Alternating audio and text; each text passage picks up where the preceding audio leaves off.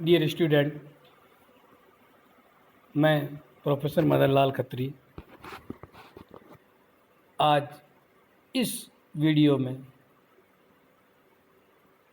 आपके सामने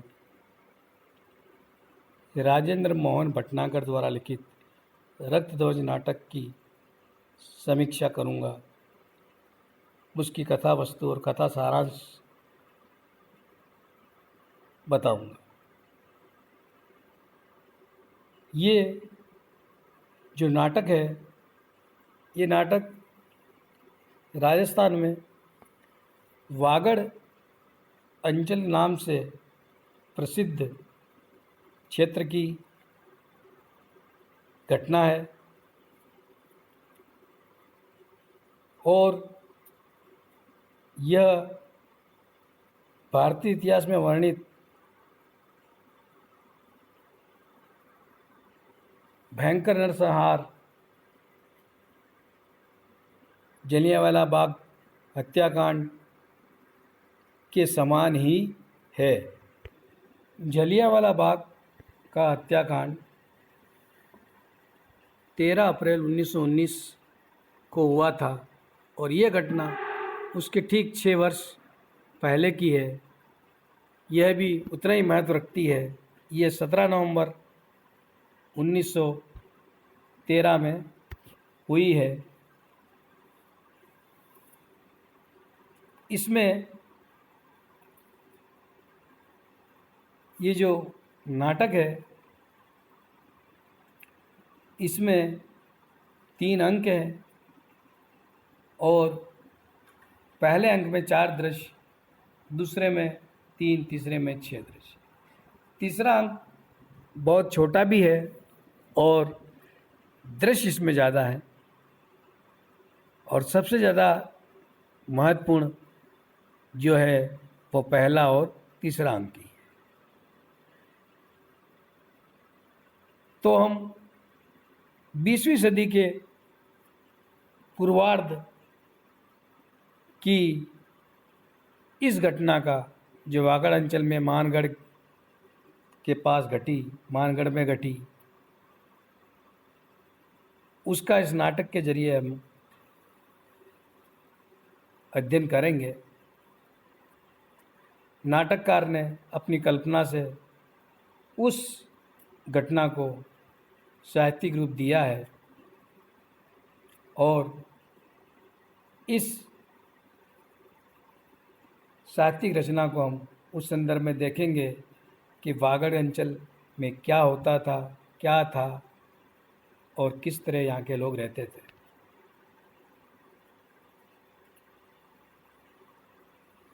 तो स्टूडेंट्स,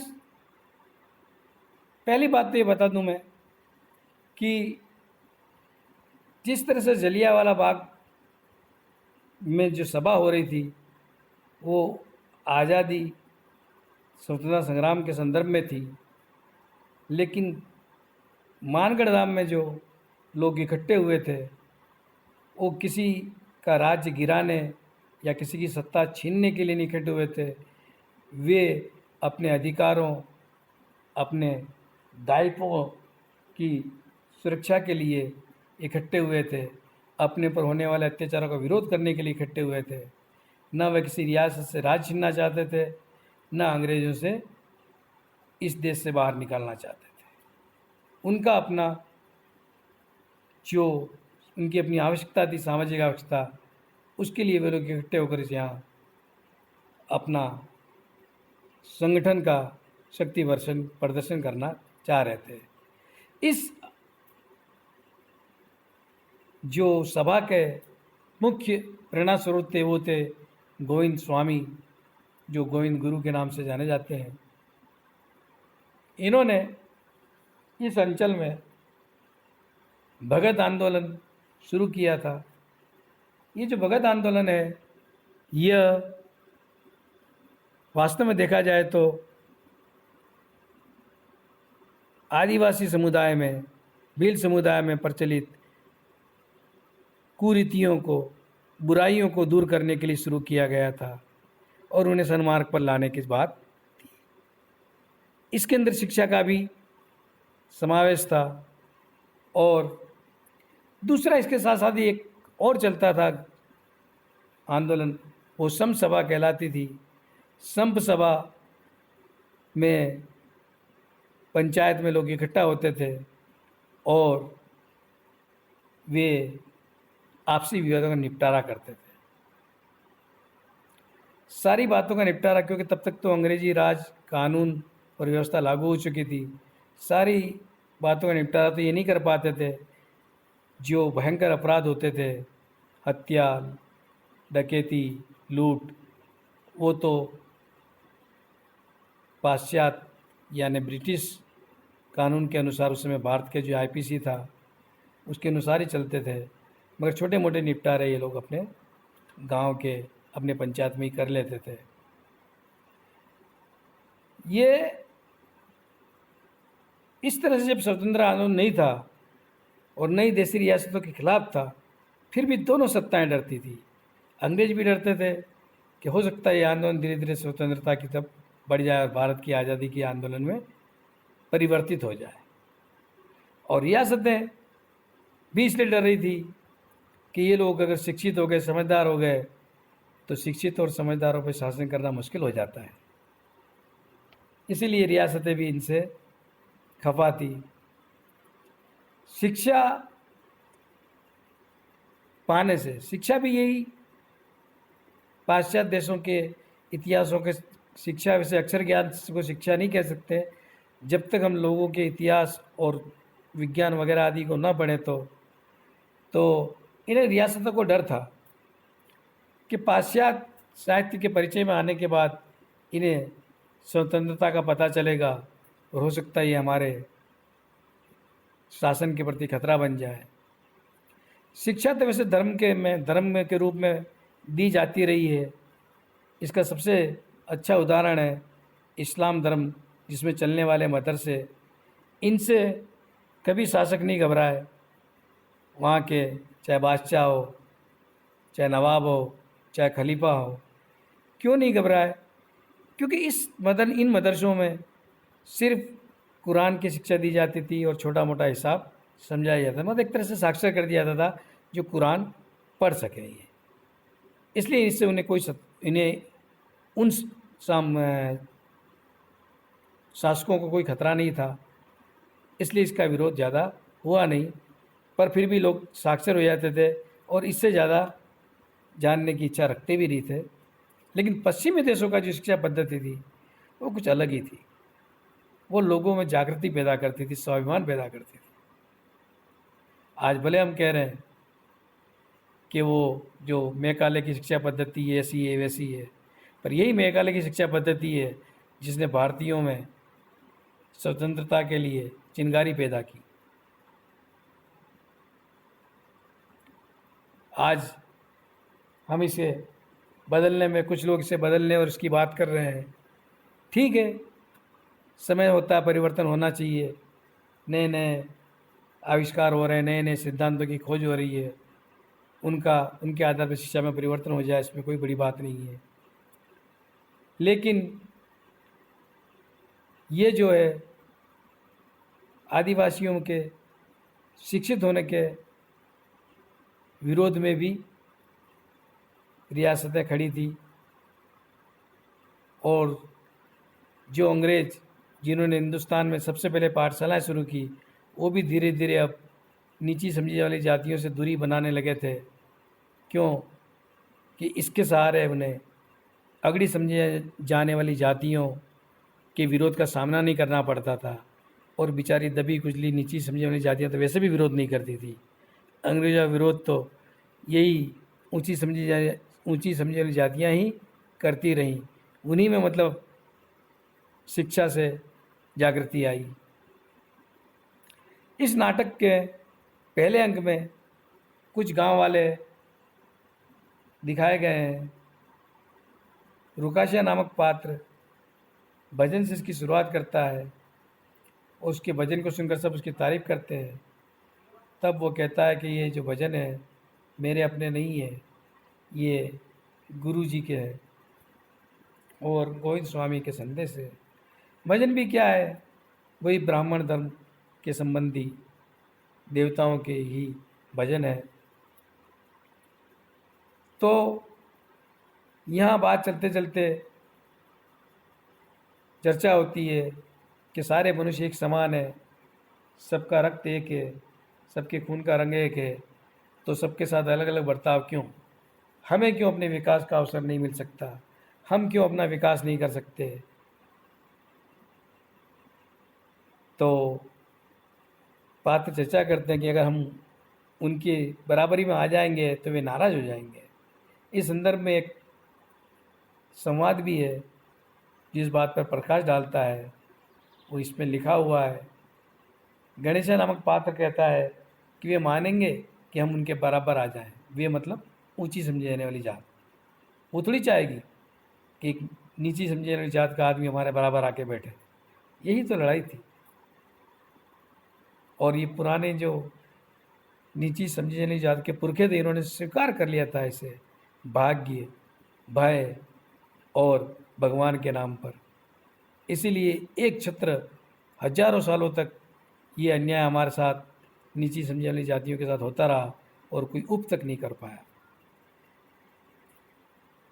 तो रुकाशा कहता है सवाल उनके मानने का नहीं है, वे माने या ना माने उनकी इच्छा, हमें उनसे कुछ मनवाना भी नहीं है, सिर्फ हमको उनके बराबर आना है। सामाजिक, शैक्षिक और आर्थिक रूप से बराबरी की बात हो रही है। अब फिर से गणेशा कहता है ये तो लड़ाई की बात, लड़ाई की जड़ हो जाएगी। सही बात है। आज भी कई ऐसी घटनाएं सुनने में आती है कि कई दलितों की बारात निकलती है तो कई शूद्र जो दलितों से ऊंचे हैं उनके मन में थोड़ा जलन और ईर्ष्या होती है और वे उस बारात को रोकते हैं, अर्थात घोड़े पे बैठने नहीं देते। और तो और अगर वे राजपूती वस्त्र वगैरह पहन भी लेती हैं, शादी ब्याह में तो वस्त्र पहनते ही हैं लोग, तो उन पर अत्याचार हमले भी किए जाते हैं। आज भी आज़ादी के 70-80 सालों बाद की बात हुई है, तो उस समय लोग कैसे मानते होंगे? गणेशा की शंका सही है यहाँ। क्यों? रुकासा पूछता है। उन्हें तो इससे खुशी होनी चाहिए, इससे उनके समाज की प्रतिष्ठा बढ़ेगी, वह मजबूत बनेगा। रुकाशा तर्क देता है कि उन्हें इससे खुश होना चाहिए भाई, क्योंकि समाज बढ़ेगा। समाज तो एक ही है ना, समाज मतलब मानव, जाति से अर्थ नहीं। सुहान नहीं, द्वितीय क्यों नहीं? आपस में चर्चा करते रहते हैं ये। सुहान कहता है इसलिए कि हम छोटे हैं, हमें महादेव ने उनके बराबर पैदा नहीं किया, हमें अपने पूर्व जन्म का भोग भोगना है, हमें अपना अलग अगला जन्म संवारना है, समझे? बस इस नाटक में यही है जो हमारे पिछलेपन की, नीची समझी जाने वाली जातियों के पिछड़ेपन का कारण है कि उन्होंने भाग्य को स्वीकार कर लिया है, आगे बढ़ने का भी प्रयत्न ही नहीं किया। करते कहाँ से? पेट का खड्डा ही पूरा नहीं होता था और शिक्षित थे नहीं। इसी पहले अंक के दूसरे दृश्य में गोविंद स्वामी आते हैं और बेगारी का बारे में बात चलती है, बेगारी का विरोध करने की बात करते हैं। बेगारी की जो बात है इसमें, बेगारी एक तरह का ऐसा काम है जिसमें या तो पूरा वेतन नहीं देते और लोग मजदूरों का शोषण किया जाता है, या बिना वेतन ही उनसे काम करवाया जाता है। मैं समझता हूँ कि थोड़ा बहुत खाने पीने को दे देते होंगे, क्योंकि खाने पीने को तो चाहिए, मगर जो मतलब मजदूरी उन्हें मिलनी चाहिए, मेहनताना पारिश्रमिक, वो उन्हें पूरा नहीं देते थे और इसका विरोध करने की बात ये करते हैं। बातों ही बातों में गोविंद स्वामी बताते हैं कि कैसे भीलों का, आदिवासियों का पढ़ना रियासतों को अखर रहा है। उसका एक वो बात उदाहरण देते हैं कि जब वो छोटे थे, एक पुजारी उन्हें पढ़ाता था। जैसे ही रियासत के लोगों को पता चला तो उनके आदमी आए और वो पुजारी से कहते हैं, पुजारी हमारे खिलाफ तो भीलों का कान भर रहा है, उनको उकसा रहा है, सुना है उनमें से किसी किसी को पढ़ाता भी है, पता वह कौन कौन है। और इस तरह से पुजारी के साथ वे क्या करते हैं कि मारपीट करते हैं और उसे जब तक गोविंद स्वामी गांव के लोगों को इकट्ठा करके लाता है, तब तक तो उस पुजारी के टुकड़े टुकड़े कर कर मंदिर के चारों तरफ फेंक दिए जाते हैं। पहले अंक के तीसरे दृश्य में ढिंडोरा पीटने वाला आता है, जिसे ढोलकिया कहा गया है। गांव वालों को पूनम की रात से बांध के काम पर लग जाने की रियासती फरमान सुनाता है। इसी दृश्य में दो और लोग आते हैं, जिन्हें नाटककार ने पहला और दूसरा सयाना के नाम से साबित किया है। वे पूरी कहानी को अपनी तरह गांव वालों के सामने रखते हैं और भयंकर रक्तपात की बात करते हैं। गांव वाले डर भी जाते हैं इससे। चौथे दृश्य में महिलाओं का प्रवेश होता है। प्रवेश मतलब महिलाएं पात्र आती है चौथे दृश्य में। वे दोनों पात्र हैं, एक तो दित्या की पत्नी और दूसरी दित्या की माँ चीमी। वो दित्या के साथ उन दो सयानों की बातों को, उसकी परेशानियों को देख पूछती है और उसके साथ उसको मनाती है, तैयार करती है। और इन लोगों को गोविंद स्वामी पर पूरा भरोसा भी होता है कि गोविंद स्वामी अपनी दिव्य शक्तियों से हमारी रक्षा कर लेंगे। दित्या कुछ कहता भी है उन दोनों सयानों के बारे में कि वो जब आए थे वे पहुँचे हुए सिद्ध थे, भूत भविष्य वर्तमान सब जानते थे, ऊंचे महात्मा थे, तभी तो भेंट में कुछ स्वीकार नहीं किया। यही तो भोले वाले लोग हैं, खाली हाथ ही खेड़े से चले गए। तब सावंती पूछती है, रख दे तो इसकी कहानी उनकी है? हाँ उनकी है। सावंती कहती, तू डरता है? दित्या कहता, सवाल खेड़े का है, एकलो मेरा नहीं, मेरे अकेले की बात नहीं, पूरे खेड़े की बात है। सावंती, तू गमेती है, खेड़ा मानो तेरे से ही चलता हो, ऐसा तू ऐसा क्यों मानता है? अरे भाई तू तो गमेती का मुखिया है, पर सारा खेड़ा तेरे बात से ही चलता है, ऐसा समझने की क्या आवश्यकता है? दूसरे अंक के पहले दृश्य में, यहाँ पहला अंक समाप्त हो जाता है, आप दूसरे अंक की बात करें। दूसरे अंक के पहले दृश्य में महारावल के महल का दृश्य है। वहाँ गोविंद स्वामी को लेकर चर्चा हो रही है। दरबार में कुछ लोग गोविंद स्वामी के प्रयास को सामाजिक उत्थान बताते हैं, तो कुछ लोग उसे राज्य के विरुद्ध विद्रोह। दौलत सिंह और जय सिंह इसी पक्ष में है। दरबार भरा होता है, उसमें कई लोग हैं, और भूरिया और नाहर सिंह इस बात को स्वीकार नहीं करते हैं।